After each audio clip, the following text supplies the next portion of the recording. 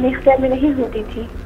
تو میں وہاں سے جب جاتی تھی آنکھ کا پردہ کراس کر کے جو بالکل ٹیشو پیپر کی طرح ہوتا تھا, تو وہاں پہ سب آنکھ کے مخلوقات ہوتے تھے, ان کی زندگی ہوتی تھی, ایک عجیب سی لائف ہوتی تھی. مطلب ان کے خواتین کام کرتی ہیں, چھوٹے قد کے جو ہوتے ہیں, بڑے قد کے ہوتے ہیں, سب کام کر رہے ہیں, کچھ عبادت کر رہے ہیں, بچے کھیل رہے ہیں.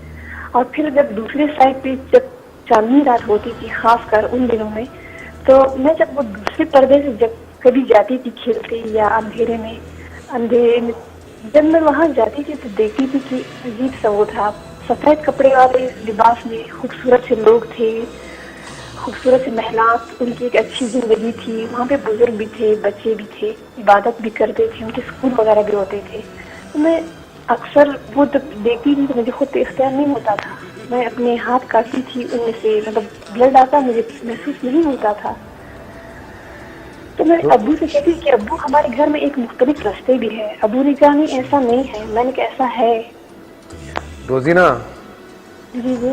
آپ نے ہمارے پروڈیوسر کو بتایا تھا کہ آپ کا سارا بچپن جنات کے ساتھ کھیلتے ہوئے گزرا ہے, جی جی. تو کیا بتائیں گی کہ وہ کن شکلوں میں آپ کے سامنے کھیلتے تھے, کس طرح سے بات کرتے تھے, اور آپ کو پتہ کب چلا کہ یہ ہم میں سے نہیں ہے؟ شروع میں تو ہمیں پتہ نہیں چلتا تھا, لیکن یہ تھا کہ دادی اماں اور کہانیاں سناتی تھی کہ اس طرف مت جاؤ, اندھیرے میں مت جاؤ, قبرستان مت جاؤ, چونٹیوں کے پاس مت جاؤ, یہاں آپ کو جو ہے مختلف وہ نظر آتے ہیں, آپ پہ جن آئیں گے. تب مجھے سسپینس ہوتا تھا کہ جن کیسے انسان پہ آتے ہیں. میں خوب نہا دھو کے فریش ہو کے اس جگہ پہ بیٹھتی تھی کہ جہاں پہ چونٹیاں ہوتی تھی, جہاں پہ مطلب اندھیرا ہوتا تھا, کیونکہ ہمارا گھر کافی بڑا تھا. جس طرف ابو وغیرہ جانور وغیرہ باندھتے تھے, وہ خود بخود جانور ہمارے کپ کپاتے تھے, وہ وہاں پہ کھڑے نہیں ہو سکتے تھے, خود کھد جاتے تھے. اور ایک پرانا انار کا درخت بھی اس سائڈ پہ تھا نا, تو اس جگہ پہ جو تھا ہمیشہ اکثر کچھ نہ کچھ نظر آتا تھا. تو میں دیکھتی تھی کہ کوئی اگر فوت ہو رہا ہے تو مجھے نظر آ جاتا تھا, کسی کا قتل ہوتا تھا تو میں دیکھ لیتی تھی. مطلب ایسے واقعات تھے کہ کچھ بھی ہو رہا ہو تو میں فوراً گیٹ کر لیتی تھی. تو اس حوالے سے اپنے خاندان کے کتنے لوگوں کی روحیں نکلتے ہوئے آپ نے دیکھی ہیں؟ ایک جو تھا ہمارے دور کے رشتے دار تھے, جب وہ فوت ہو رہے تھے میں نے دیکھا کہ ایک لمبا سا آدمی اس کے پاس آتا ہے, اور وہ کہتا ہے کہ میں نے 3 دن سے میں یہاں پہ ہوں, میں ایک آدمی کو لینے آیا ہوں. میں جب دیکھتی تھی میں نے کہا یہ تو ہمارے اپنے رشتے دار ہیں. تو میں نے امی سے کہا کہ امی کوئی آیا ہوا ہے وہ اس کو لینے کے لیے. امی کہتی تم کیسے باتیں کر رہی ہو. تو تیسرے دن اس کی فوتگی کی خبر آ جاتی تھی. پھر جب میں دیکھتی تھی کہ اسرائیل علیہ السلام پھر ہمارے محلے میں ہے, وہ کسی کو لینے آیا ہے, تو پھر مجھے پتا چل رہا تھا کہ فلاں کے گھر سے وہ اس کو لے رہا ہے. تو اس طرح عجیب سے واقعات میں دیکھتی تھی. بات کرتے تھے وہ آپ سے؟ جی جی. کبھی انہوں نے بات کی آپ سے؟ میں اکثر دیکھتی تھی, بات کرتی تھی کہ میں کسی کو لینے آیا ہوں. اور آپ کی بہن کا کیا قصہ تھا جو چونٹیوں کے گھر جلاتی تھی؟ ہاں میری ایک کزن تھی, تو وہ اتنی تھی کہ 40 مرد جب اس کی شادی ہوتے تھے خاندان میں کوئی کنٹرول نہیں کر سکتا تھا, اتنی طاقت آ جاتی تھی. کافی پیروں کے ساتھ فقیروں کے پاس گئی تھی. پھر جب میری نانی فوت ہوئی تو میں وہاں پہ بیٹھی تھی. میں نے ان سے کہا کہ میں اپنی نانی کو دیکھ رہی ہوں کہ وہ ان کی قبر اتنی خوبصورت سج رہی ہے, ان کی فلاں فلاں کام ہو رہا ہے. تو انہوں نے کہا آپ کیسے دیکھ سکتی ہیں؟ میں نے کہا میں دیکھ سکتی ہوں. پھر انہوں نے کہا اچھا میرے ساتھ یہ مسئلہ ہے کہ جو آپ کو پتا ہے. میں نے کہا ہاں آپ کے ساتھ تو مسئلہ ہے. میں جیسے اس کو دیکھنے لگی تو میں نے دیکھا کہ ایک جن اس کے ساتھ بیٹھا ہے, بہت خطرناک شکل میں. میں نے اس کو ایسے کہا کہ آپ ادھر آؤ, میں آپ سے بات کرنا چاہتی ہوں. اس نے کہا کہ میں اس کو نہیں چھوڑوں, اس نے ہمارے ساتھ اچھا نہیں کیا. میں نے کہا کیا کیا؟ تو اس نے کہا تم دیکھو. بالکل فلم کی طرح چلنے لگا, میں سب کچھ دیکھنے لگی. تب میں نے کہا کہ آپ یہاں پہ آؤ, آپ نے کیا کیا تھا بچپن میں؟ سب خواتین بیٹھی تھی, تب مجھے خود کا اختیار نہیں تھا. میں نے کہا میں کیا کیا بچپن میں؟ آپ چڑیوں کو کیوں جلاتی تھی؟ آپ اس سائڈ پہ جو تھا یہاں پہ تھے. اس نے کہا نہیں میں نے نہیں کیا. اس کی سسٹر نے کہا کہ ہاں یہ جب چھوٹی تھی یہ بڑی بڑی پیروں والی وہ جو بڑے چونٹے ہوتے ہیں انہیں جواہر کرتی تھی, کیونکہ بہت زیادہ تھے, کسی کی بات نہیں مانتی تھی یہ. اب میں نے کہا اچھا اسی لیے مجھے جنات کہہ رہے ہیں کہ اب جب آپ گھر آباد ہوا، آپ کی منگنی ہوئی، اب آپ کو ہم آباد نہیں دیں گے. تو یہ تھا کہ وہ ان کا جو انہوں نے کیا تھا وہ ان کے ساتھ وہ بدلہ لے رہے تھے. صحیح.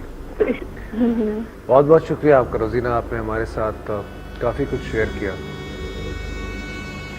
لیکن میں صرف ایک بات آپ سے پوچھنا چاہتا ہوں روزینہ کہ اس مسئلے کا حل کیا ہے؟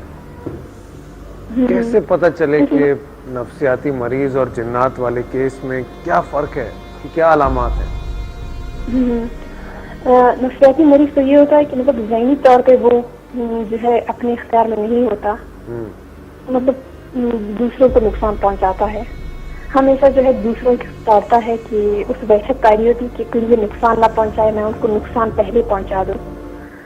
لیکن اگر جنات کی علامات آپ میں ظاہر ہو جاتی ہے، آپ جنات کو دیکھتے ہیں تو آپ گوشہ نشین ہو جاتے ہیں، آپ خود اپنے آپ کو جو ہے مطلب آپ قبرستانوں میں جاتے ہیں، آپ کا دھیان جو ہے آپ اندھیروں میں جاتے ہیں کیونکہ آپ سکون چاہتے ہیں.